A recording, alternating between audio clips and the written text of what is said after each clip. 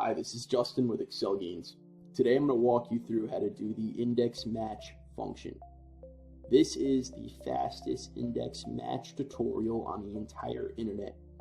You may be asking yourself why people prefer this over VLOOKUP. There's a simple answer. The VLOOKUP value could be anywhere in the entire table.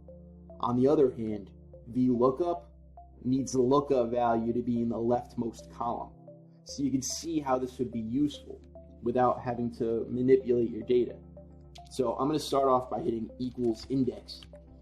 Now the first part is setting the array, which I'm just going to set it as the entire table here.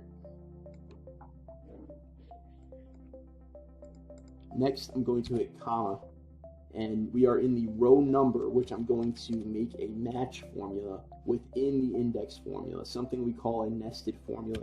Lookup value of the match is going to be unit number. The lookup array is going to be in column G, because that is where the unit numbers are.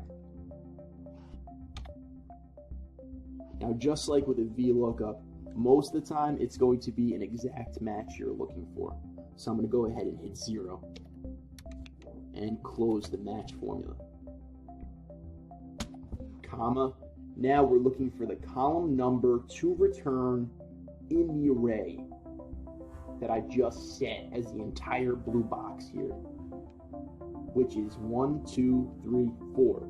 I want the rental price in column 4, so I will write 4. Hit enter, and it's as simple as that. Now anytime I type, just say unit 205.